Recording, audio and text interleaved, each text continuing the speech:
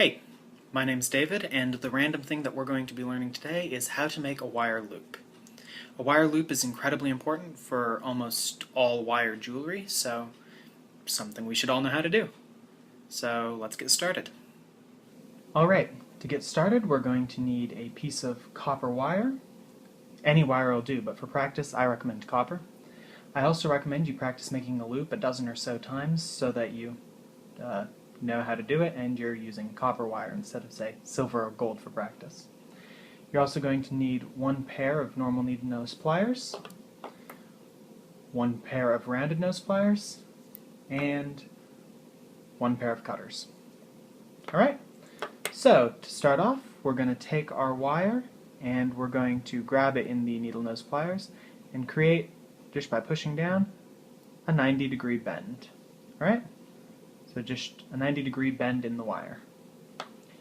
Next we're going to make our loop by grabbing right at that corner with the rounded nose pliers. Now, depending on where on the pliers you grab, you're going to get a different size loop. If you grab closer to the front of the pliers, you're going to get a small loop. If you grab closer to the back, you're going to get a huge loop. I go about this far, about half a centimeter into the pliers. The most important thing is that you grab in a consistent spot every time so that your loops are all the same size. You don't want some to be tiny, some to be huge, back and forth between your loops. You want consistency. So remember where you're grabbing it, wherever that happens to be, and grab there every time. Alright? So, to make the loop, we're going to grab and then just take the end of your wire and wrap it over the rounded nose pliers until you get so that they're about parallel. Alright? Now, these pliers are in the way for continuing on, so we're just going to spin them around up to the top here and keep wrapping around until your thing comes back to a 90-degree angle. Alright? Once we've got it at a 90-degree angle, we're going to close the loop by wrapping this end around the rest of the wire. However, if you want to add anything onto it, now is your only chance. So, let's say we wanted to make an earring out of it, or add another loop.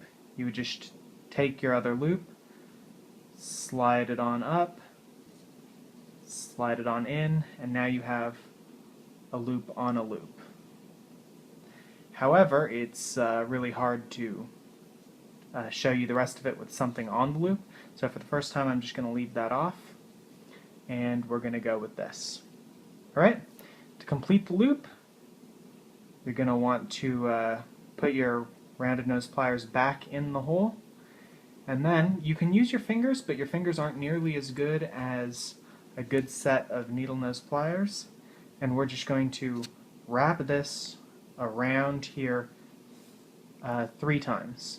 So, 1, you want to keep it pretty tight, 2, and 3 times around. Then take your cutters and cut off the extra without cutting your loop off. Alright, cut off the extra. And now we have a nice completed loop. Alright, you're then going to want to take your needle nose pliers, find that little edge that you just cut off and clamp it down. I also like to squish my wraps a little bit closer together so that you can just make it look prettier. Alright, so that is how you make a wire loop. Now, that's easy to make a wire loop at the end of nothing. It's a little harder to make a wire loop when you've got something on it, so I want to show you how to do that. Let's just string a couple of beads on here, and then make a wire loop at the other end of this. Alright? So, like before, we're going to want to grab it with our pliers. We need to make sure we leave enough room at the top so that when we do the wraps to close our loop, there's room to do those wraps.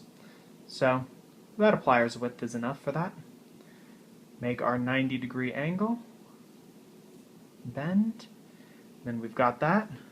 Grab our rounded pliers, we're going to make sure we do it consistently, about 1/2 centimeter in, wrap it up and over, and then move the pliers out of the way, up to the top, so that you can finish your loop. And because I can, let's just string something on there. What do I... Here, more beads. String this onto the loop, so now they're connected together. You've got 2 of these loops connected together, and we need to make sure that stays on. Then we need to close the loop. Again, to close the loop, you can take your rounded pliers and stick them into that hole. If your rounded pliers don't fit into the hole anymore, and once you've added whatever you've added, you can use these normal pliers to just hold the loop and to go. My rounded pliers fit, so I'm going to use them. Switch hands here. And then, just like before, we're going to grab this and make 3 wraparounds. 1, 2, change angles, 3. 3 wraparounds, then cut off the extra as close as you can to the base. Get rid of that. And then once again, take your pliers to crush the pointy end that you just made back down and to pinch the loop in on itself so that it looks a little better.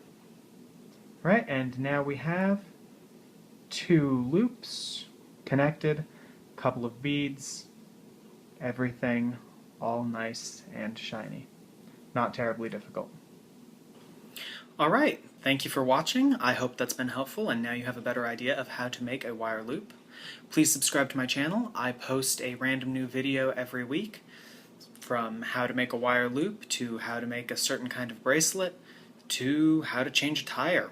Whatever. Random new thing every week. So subscribe, and thanks for watching.